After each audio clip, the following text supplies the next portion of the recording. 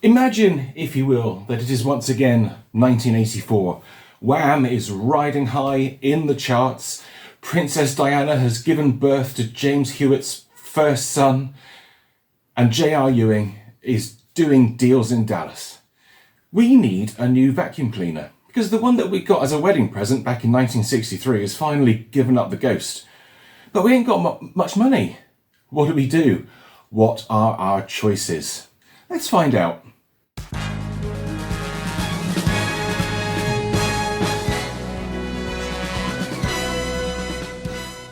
Well, hello everyone. Nice to see you again. In this video, we have two budget choices from 1984. Yes, we're going to spend some money. As I said, our old Hoover that we've had for years has, well, it's died and it can't be fixed. It's gone. That's it. It's finished. Over. So we need a new vacuum cleaner, but we haven't got a lot of money because, you know, things are stretched, times are hard. So what can we buy? Well, I think a couple of good choices are right here. Hoover's budget range from 1984. We have our U1104 Hoover Junior and the 4256 Hoover Powerglide, both machines manufactured in 1984. So before we jump into this, just to say, I did film the second part of the video where I restored the Powerglide. Unfortunately, it didn't come out. Something went wrong. All the footage was corrupted and unusable. So just to explain what I did with this, the last time we left it, we were at the point where I was trying to get one of the spacers off the shaft of the motor. And my God, it had rusted on there, something terrible. I do think actually that this machine at some point in its life had picked up water due to the rust on the motor and the fact that that spacer was just so rusted on there. It was really difficult to take off. In the end, I did manage to do it. I used a heat gun and I heated it to 600 degrees Celsius. 600 degrees. And then I sort of tapped it with a hammer. I kept spraying oil into it. I tapped it again. I heated it again. I got the grips on it, and in the end, after a lot of work, it finally came off. I have to say that that was incredibly hard. It was hard work to do that, but I did do it in the end. Managed to put the motor back into one piece. Got it back in the cleaner itself, and this has come up absolutely beautifully. Let's put that down there. I'm so pleased with how well it's come up. You remember all the black that was on it? It had all the black paint splattered down it, all over the front and everything, but really, I'm so happy with this. So well done to Mr. Boots Owen for pulling it out of a skip. It is wonderful to have actually saved this cleaner because they are so rare now, so rare. And it's working great. We shall see it working shortly. Really happy with that. Wonderful. The Junior, as you would have seen in a previous video, was not a particularly hard save.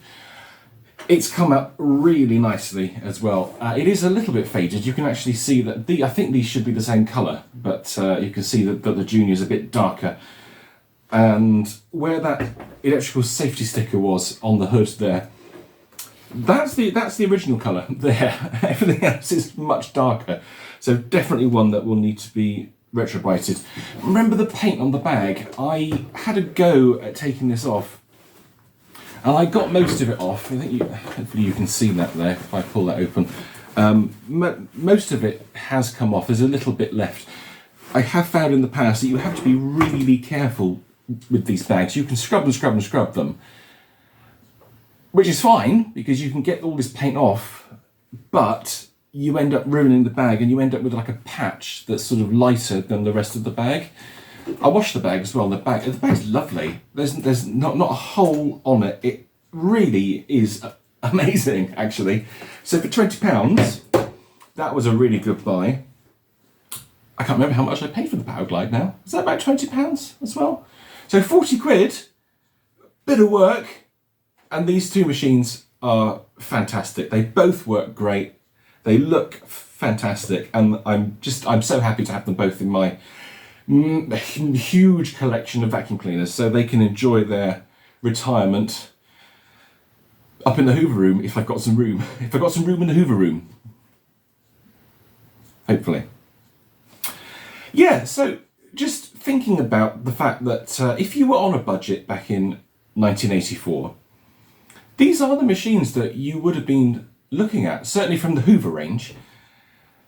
You could have had a more luxury machine in the upright in the guise of the Turbo Power, which was quite a bit more expensive than the Junior as well. I think like the Hoover Junior, the Hoover Turbo Power Junior was about £20 more expensive than the 1104 Junior. 20 quid now doesn't sound much. You think, oh, 20 quid, well, I'll buy the higher model. But £20 in 1984, that's like 80 to 100 quid now, which is probably, that's a significant difference. Hence why Hoover was still making this machine after so many years as their budget cleaner. So yeah, that's that one. That's what you could have bought. I mean, the choice of the cylinder cleaner from Hoover's range, oh, bloody hell, you could have had the Sensatronic, you could have had the Compact, you could have had the Freedom, you could have had the Porta Power. I suppose the Porta Power is like the sub-budget machine. It would have been below this, but I don't suppose you could say the Porta Power is really like to be used as a main vacuum cleaner. It's more of a additional machine for around the house. In fact, if you were going to buy this, you might have thought perhaps I'd buy a Porta Power as well, so you'd have the full complement. You could get the tools for the Junior, obviously, but the Juniors with their tools, it's just absolute rubbish. So again, if you didn't have a great deal of money, this is probably the machine you would have bought. Inside, it's a Freedom, as we found out. It just doesn't have Freedom's features. The Freedom that was on the market at the time was the Electronic 1000, so that would have given you a lot of extra features. I mean, you'd have had electronic variable power, you would have had a flex rewind. But again, significantly more expensive than what Powerglide was. So budget buys, yeah, it's these two. I keep hitting that plug. That's very annoying. Get off. Which one would you have chosen? Let me know. Comment your comment in the comments. So that's enough of an overview. That's enough waffling on. I hit the plug again. Let's get these machines into the lounge and we'll see them in action. Finally, we get to see the Powerglide working. Finally. Very exciting. I'm excited. Are you excited? I'm excited. Let's go. Before we get the Powerglide going, I'm just going to unwrap the flex and plug it in. I was having a chat with my friend John about these. John has the burgundy version, and we were trying to work out which one came first. So what we've landed on is the fact that the burgundy version of the Powerglide was the first version. Then the cream version came along and was sold at exactly the same time as the burgundy version. Then the burgundy version went off sale, and the cream version carried on until probably 1987, something like that.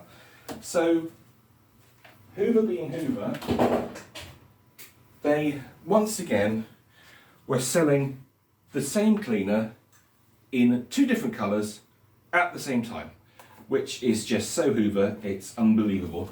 I did buy some new bags for this actually, because I had a look, I didn't have any bags. So I bought a new packet of bags. Ooh, a little bit of dirt in there. I did actually run it just to make sure it worked okay, and I cleaned the filter as well. So let's pop that back in and then we can give the Powerglide a run. So there we go. And also we were talking about the tools. Now, I believe the cream version of the Powerglide came with cream tools and the burgundy version came with black tools, and there's some confusion about what toolkit actually came with it as well, because most of them I recall coming with this style head, but John said as well that he knows that one came with a Mark I contour style head, as well, with the long neck on it. So it's all very confused. It's typical Hoover. Who knows what you were going to get in the box? But at least it solves the question of which version came first. Burgundy was first, then it was cream. Anyway, let's turn this beast on. You can hear it running, and we will give it a run. The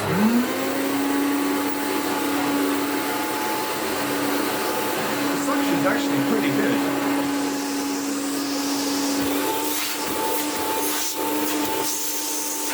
It's not bad for an 800 watt motor.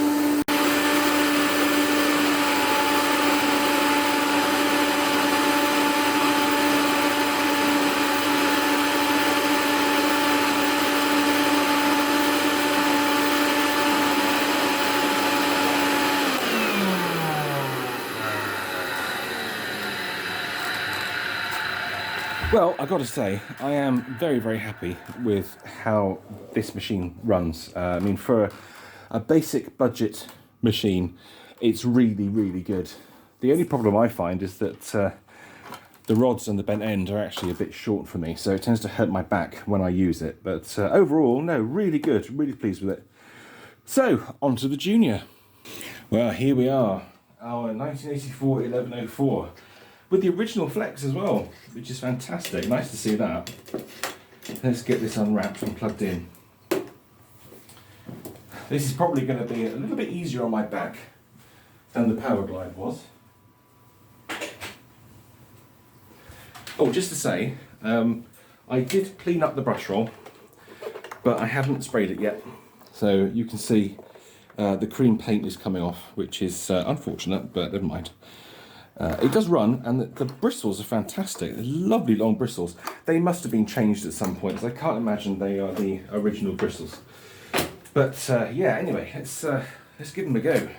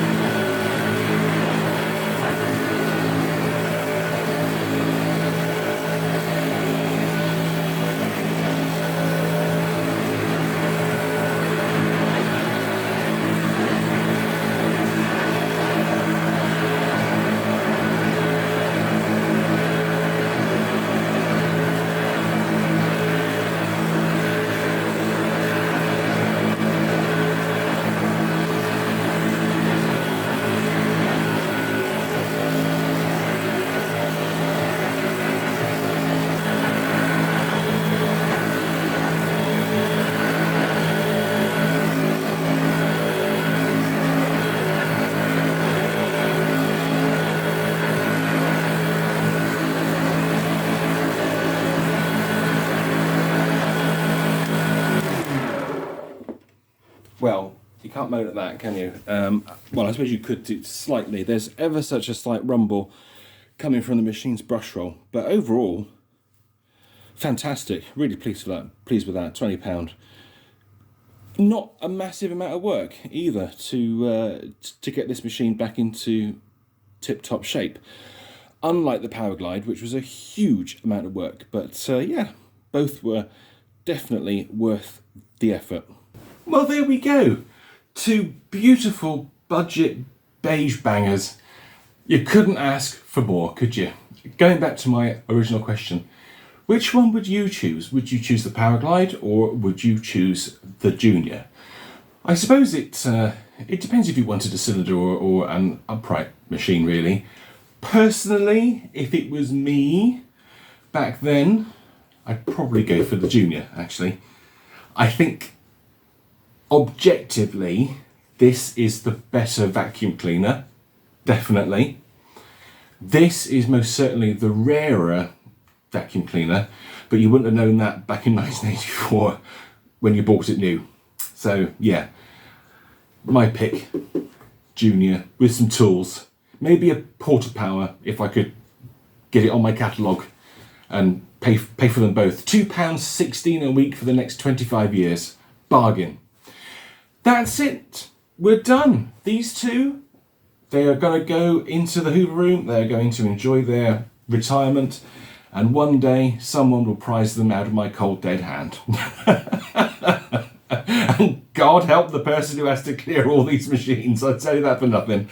Anyway, you guys take care. I will see you in the next video. Until next time, bye.